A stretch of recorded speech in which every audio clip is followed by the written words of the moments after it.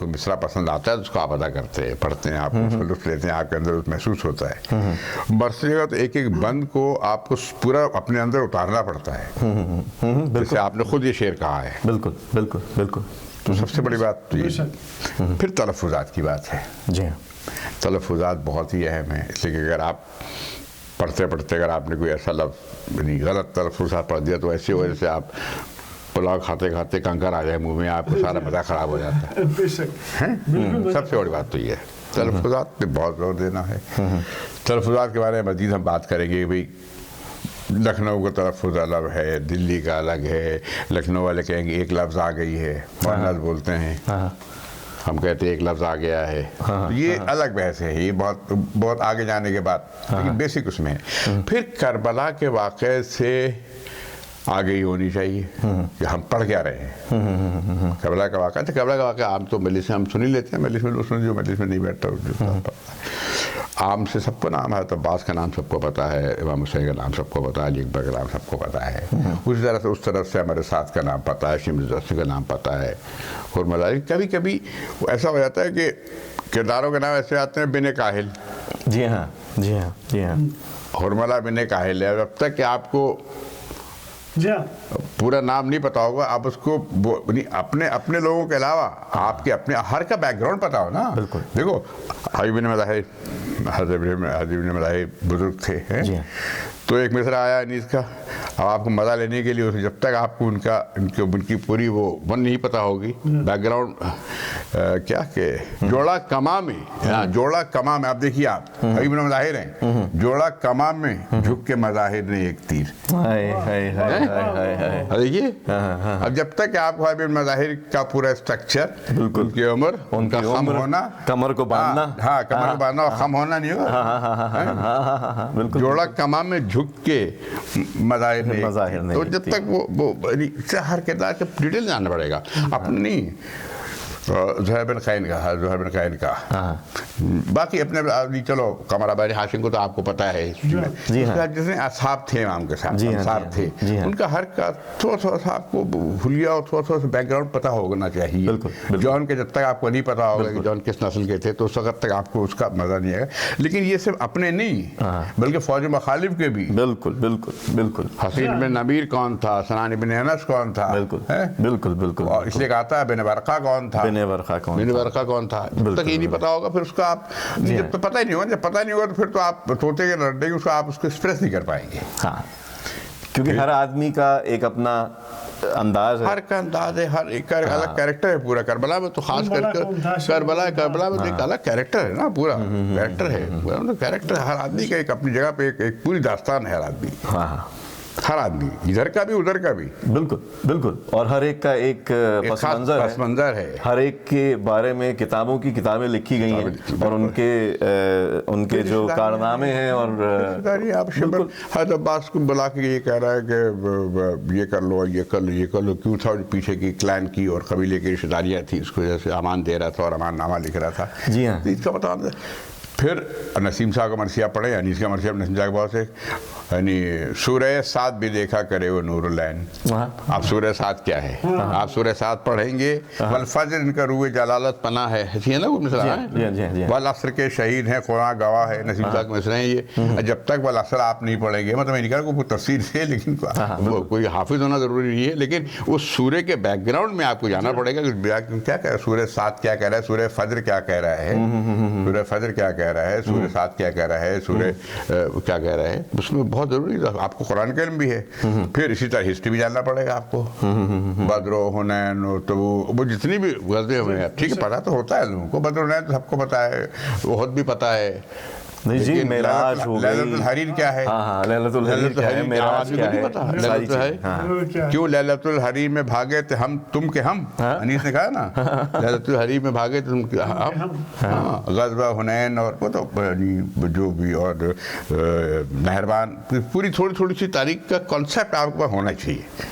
जब तक कॉन्सेप्ट, मैं नहीं कह रहा कि आप ये कह गया तो बहुत मुश्किल काम हो गया, मैं ये नहीं कह रहा हूँ कि किसी को डरा नहीं रहा हूँ कि लोग आप हिस्ट्री जाने पर कुरान पढ़े फिर मरसिया पढ़े, नहीं।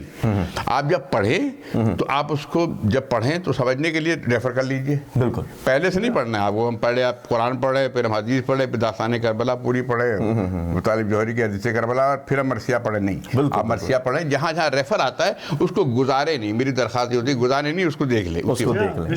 جیسے نسیم امروہی صاحبی کا مرثیہ ہے سید سجاد پہ, نبی کا دین ہے ایک امتحان فکر و نظر, اس میں ایک مصرع آتا ہے ہر ایک جگہ افلا تعقلون کا پیغام. اب آپ اسی طرح اگر پڑھ جائیں گے تو آپ کو پتہ نہیں کہ پورا مرثیے کا جو محور ہے وہ اس افلا تعقلون پر ہے. بالکل. تو یہ چیزیں بہت ضروری ہیں. اچھا, بات ہو رہی تھی پڑھت کی, اور ہم نے بات کی آواز کا کیا عمل دخل ہے پڑھت. آواز بہت ضروری ہے. آواز یہ کہ دیکھیے مرثیہ جب ہوتا ہے نا, مرثیہ پڑھنے بیٹھتے ہیں اور جو ایک مرثیہ آپ نکال لیا تو ہر مرثیہ کسی بحر میں ہوتا ہے, اور ہر بحر کے لیے ایک آٹومیٹک دھن بن جاتی ہے.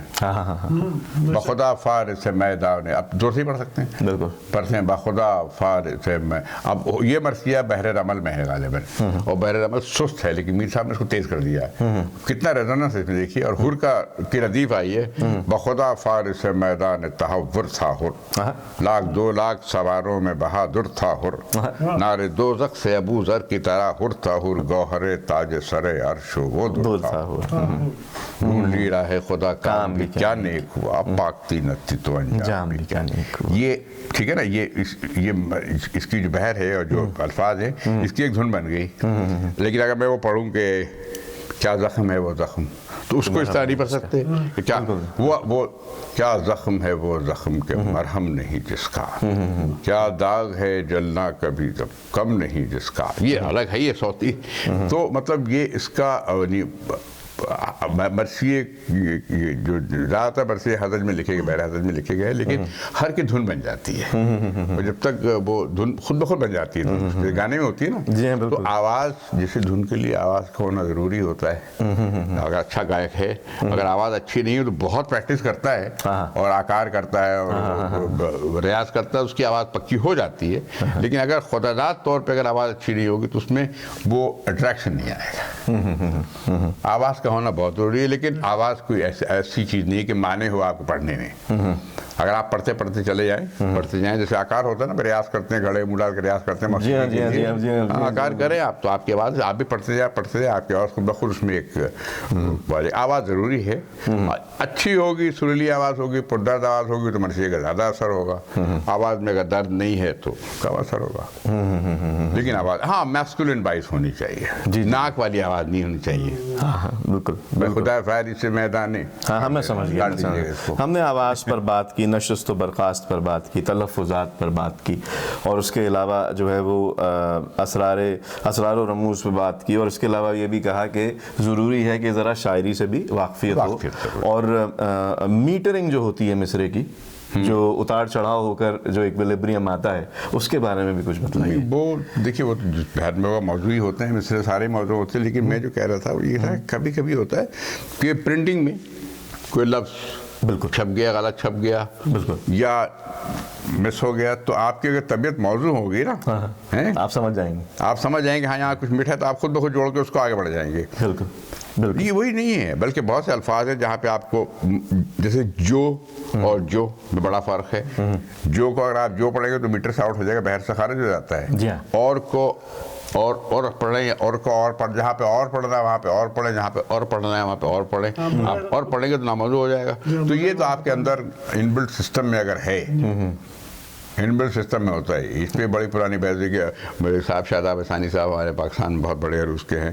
میں نے کہہ دیا تھا کہ عروض جاننا ضروری نہیں ہے, آپ کے اگر طبع موضوع ہے تو خود بخود ہی میٹر میں آدمی عروض بحر میں رہتا ہے. وہ کہہ لیں گے نہیں صاحب, وہ پینٹنگ کے لیے عروض جاننا ضروری ہے کہ آپ تختی کیسے کرتے ہیں, اور بحر کیا ہے, بحر کے اجزاء کیا ہیں, اور رکن کیا ہے, ارکان کیا ہے بحر کے, وہ ضروری ہوگا تو آپ شاعری کریں. اچھا, اس میں وہ آپ قصہ مجھے سنائیے جو آپ نے, ہمارا ذکر ہوا تھا کہ وہی جو ٹرین کا سفر تھا, وہ صاحب کے حوالے سے ہے کہ وہ ایک بار جا رہے تھے پری پارٹیشن, زید بخاری صاحب بھائی سے ملنے, پطرس صاحب سے ملنے وہاں لندن سے آکسفورڈ جہاں وہ پڑھتے تھے وہاں جا رہے تھے. رات کے ٹرین پہ بیٹھے, جو بخاری صاحب کے حوالے سے ہے, تو وہ لیٹ گئے. ٹرین پہ رات کا سفر تھا, برتھ پہ اپنا بک کرائی ہوئی تھی, لیٹ گئے. اور تھوڑی دیر بعد انہوں نے اٹھے اور اس کی ٹرین کی زنجیر کھینچ دیا. وہ زنجیر کھینچنا بہت بڑا جرم تھا پاکستان میں. جب تھی تو 500 روپے اور 100 روپے اور 200 روپے فائن ہوتا تھا کہ آپ نے زنجیر کیسے کھینچی. لال رنگ کی ہوتی تھی, انہوں نے زنجیر کھینچ دی. گاڑی رک گئی, گارڈ آیا, گارڈ نے کہا بھائی وہ دیکھا انڈین, وہ پری پارٹیشن تو نے کہا ہاں میں نے کہا کیوں. انہوں نے مجھے ایسا محسوس ہوتا ہے کہ انجن اور یعنی پٹری اور جو اس کی پہیے ہیں اس کے اندر کوئی گیپ آ گیا ہے, کوئی گڑبڑ ہے. اس نے کہا تم کون ہو, کوئی انجینئر ہو, ریلوے کے انجینئر ہو؟ کہ نہیں میں تو کچھ بھی نہیں ہوں, بھائی سے ملنے جا رہا ہوں, میں تو اس فن کا آدمی ہوں. تمہیں کیسے؟ میں نے کہا صاحب مجھے پتہ نہیں, آپ چیک کر لیجئے, آپ منع کر لیجئے, اگر ایسا ہے تو ٹھیک ہے اور اگر ایسا نہیں ہے تو میں فائن دے دوں گا. وہ گیا, گھنٹے بھر بعد واپس آیا, اس نے کہا بالکل صحیح ہے. اس میں ریلوے یعنی پٹری اور اس کے بیچ میں ہلکا سے گیپ آیا تھا, اس کی وجہ سے کھر کھر کچھ ہو رہا تھا. تمہیں پتہ کیسے لگا؟ اس نے کہا میں بخاری صاحب نے کہا کہ میں جب سوتا ہوں روز رات کو تو مسجد قرطبہ اقبال کی پڑھتا ہوں سوتا ہوں. تو میں پڑھ رہا تھا سلسلہ روز و شب نقش گرے حادثات, سلسلہ روز و شب اصل حیات و مباد, سلسلہ روز و شب تارے حریر دو رنگ جس سے بناتی ہے ذات اپنی قبائے صفات, سلسلہ روز و شب. تو میں پڑھتے پڑھتے سلسلہ روز و شب ہو گیا. تو میں نے کہا یہ جب آپ کے بیچ میں گیپ ہے نا, آپ نے غور کیا کبھی آپ کسی ٹرین پہ جائیں اور اس کی آواز کے ساتھ چلیں اور بیچ میں اگر وہ آ جائے تھوڑا سا تو وہ گڑبڑ لگتا ہے کہ ہاں کوئی گڑبڑ ہو گئی. ہاں کچھ گڑبڑ ہو گئی. ٹھیک ہے بھائی, فائن نہیں, کوئی صحیح کیا تو نے ٹھیک کہہ لیا.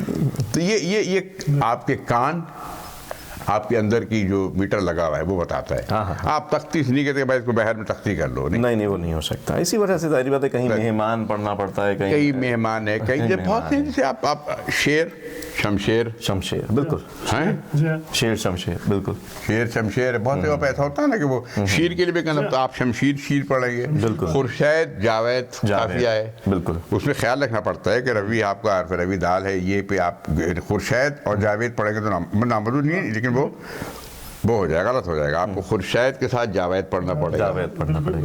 خورشید سے جاوید نہیں پڑھ سکتے آپ, جاوید پڑھ سکتے ہیں. زندہ جاوید, جو آج میرے زندہ جاوید وہی ہے. کیا ہے مصرع انیس کا, اس خاک کا ذرہ جو ہے خورشید وہی ہے, جو آج میرے زندہ جاوید وہی ہے. تو یہ اس کا خیال رکھنا پڑتا ہے. اور یہ ساری چیزیں ناظرین, یہ بتانے کا مقصد یہ ہے کہ طالب علم کی حیثیت سے یہ آدمی سیکھتا رہتا ہے. اور جس طرح سے آپ کسی بھی اسکول میں جا کر پہلے درجے سے لے کے 10ویں درجے پہ جا کے میٹرک کرتے ہیں, اسی طرح کوئی بھی فن ہو, کوئی بھی صنف ہو, اسے سیکھنے کے لیے درجہ بدرجہ ترقی ملتی رہتی ہے. ہم جاوید صاحب سے جو بات کر رہے ہیں وہ 40 سال کی مشق کر چکے ہیں تحت خوانی میں, اور اس وجہ سے ظاہری بات ہے اپنا تجربہ آپ کے سامنے لا رہے ہیں. مگر اس کا مطلب یہ نہیں ہے کہ آپ ابھی سے جو ہے اس کو یہ مد نظر رکھیں گے یہ ساری چیزیں آپ کور کر لیں گے. نہیں, بالکل ایسا نہیں ہے. مگر جس میں لگن ہوتی ہے وہ یہ باتیں ضرور سیکھتا ہے. اور اسی وجہ سے ہم یہ پروگرام کر رہے ہیں تاکہ جو دنیا بھر میں تحت اللفظ خوانی کو سیکھنے کا شوق رکھتے ہیں انہیں ایک طرح سے ایک درس دیا جا رہا ہے, ایک طرح سے یہ ایک کلاس ہے جو یہ میں کہہ دوں کہ آسانی سے آج کے دور میں میسر نہیں ہے. اور ضرورت اس بات کی ہے کہ اگر آپ کے دل میں اس بات کی خواہش ہے کہ تحت اللفظ خوانی سیکھیں تو ضرور ان باتوں کو مد نظر رکھیے کہ ممبر پر کس طرح بیٹھتے ہیں, کس طرح آواز کے صوتی لفظ کے صوتی اثرات آتے ہیں, آواز کس طرح سے ہمیں استعمال کرنی پڑتی ہے, نشست و برخاست کیا ہے اور شعر و شاعری کیا ہے. اگر مطلب زیر سے زبر ہو جائے تو بالکل تبدیل ہو جاتا ہے. اسی کے ساتھ انشاءاللہ اس گفتگو کو ہم جاری رکھیں گے اپنے دوسرے پروگرام میں. بہت بہت شکریہ. خدا حافظ.